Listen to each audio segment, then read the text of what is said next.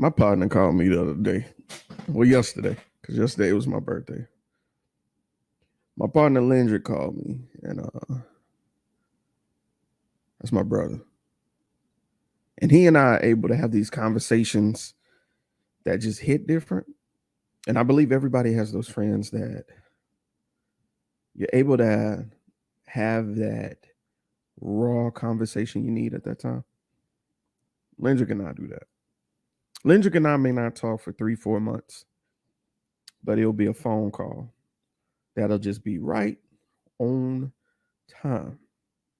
It'll just so happen to be when I'm not doing anything, when I'm free, I'm clear, and I'm thinking. Lendrick will call. I'm never upset about it. Never upset because we offer each other insight or confirmation. We are each other's confirmation. We were talking about life, and he was telling me, I knew we sit down and talk for a minute. He was just telling me, just catching up. You know how black people do. We catch up. We let each other know what we're doing. He told me about his endeavors, what he's, trying to master and achieve. And we got to talking about my birthday. I'm a little bit older than Lendrick, not by much, a little bit. And it was like, I see you, man. And he was like, what I like about you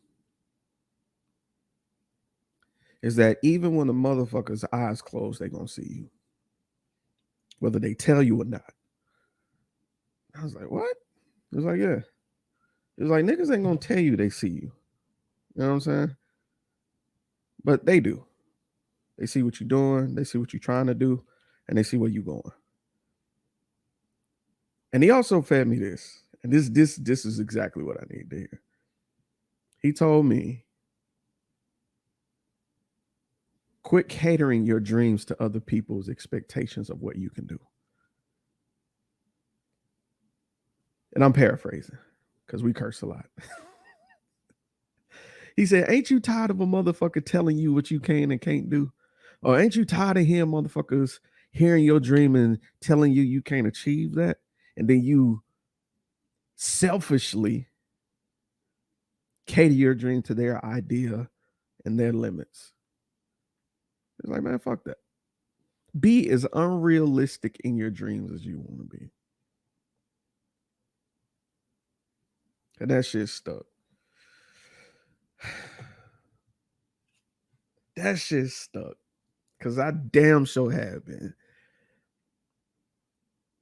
I have been worried about spreading myself thin to the point that I wouldn't be successful. And then for some of y'all might not know what all I do. I'm a content creator. I be on TikTok. I create content for YouTube. I'm a videographer, amateur videographer, but I'm damn good. I'm an editor, video editor, audio editor. I am a network. I plan. I do a lot, man. I wear a lot of hats. And I ain't saying I'm the best at it. I'll just say I'm consistent at it. And that's because I want to be successful in so many things. My podcast was never about being one thing. I want it to be the amalgamation of me. Like, imagine if you were limited to just one dimension in order to be successful. Sound like some bullshit. So imagine if people just expected you to just be nice all the time. You know what I'm saying? Or just expected you to be who you are at work all the time. That's not fair. It's unrealistic. I want to be successful in everything I do. And I'm going to be.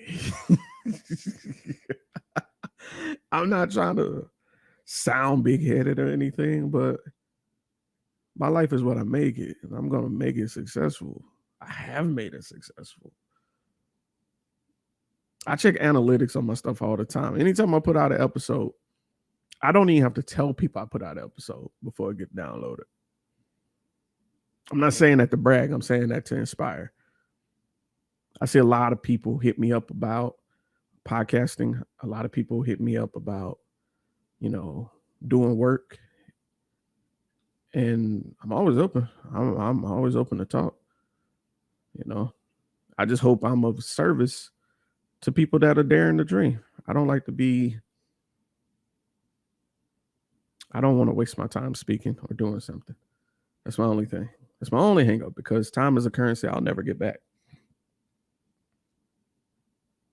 It's interesting. I was at Canary Bar. My cousin Tam owns the bar, and I'm going every Wednesday because I had.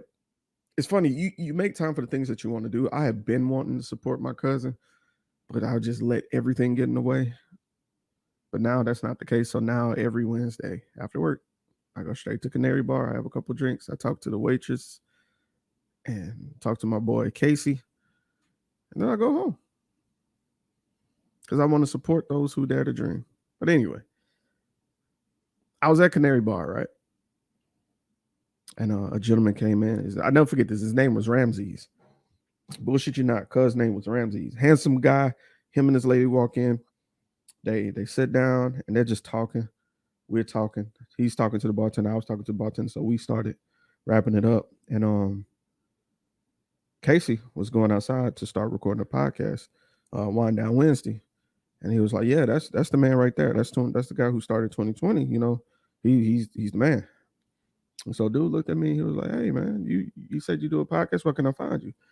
And so I pull out my phone to show him the platform, and he pulls out his phone, and I see that he's a videographer. I was like, "Oh snap, you're a videographer? Me too." And so we're chopping it up. And I was like, "Yeah, I was just at this dope ass fashion show, Make Me Fresh, and I did some work there." And he was like, "What? Me too." So you know, videographers do. We like showing off our baby. So he pulls out his, I pull out mine, and we're marveling at each other's stuff. You know, and he's like, "Oh, that's dope." And I'm looking at his, I'm like, "Oh, that's dope," because I had a video I did for a stylist, Dawlish, and he had behind the scenes video of the setup, the models practicing stuff like that, and he had an interview with a gentleman who went by the name of Bruce Wayne on Facebook, who organized the fashion show. I'm like, "Man, that's so dope, bro, that you got that interview. That's dope." And I'm just proud to see content creators go out there and get theirs. And we exchanged info, man. And I hope I run into that gentleman again, man. So Ramses, if you out there, bro, keep going, dog. Keep going. And he told me, "Yo, you did this, this, and this." And I told him about my setup because when we went up in there, we went in there with our cameras because we knew it would be dark. So I knew I would need my phone to be contacted because it wasn't just me. And so I actually brought my camera. And he showed me his video. He did his with his phone and murdered it, killed it, killed it. And I say that to say this to anybody who's starting an endeavor. It's not about the equipment. It's about how you use what you got. You don't have to buy the shiniest shit. You don't have to buy the best shit. If you can get by using what you already got, you're already winning because you're not spending the money that other people are spending. Now, I'm not slighting people that get their professional stuff. Get your shit if that's what you want. I wanted a camera, so I got that. I got two. You know what I'm saying? I want to get a third. But don't not pursue your dream because you feel like you may not have what you need. I just turned 35. And I'm not a super celebratory person. But I'm gonna change that. I got to hang with some friends, my girl, and they took me to Biloxi, they took me to the casino, which was tragic because I lost $25 in like 30 minutes and I was over it.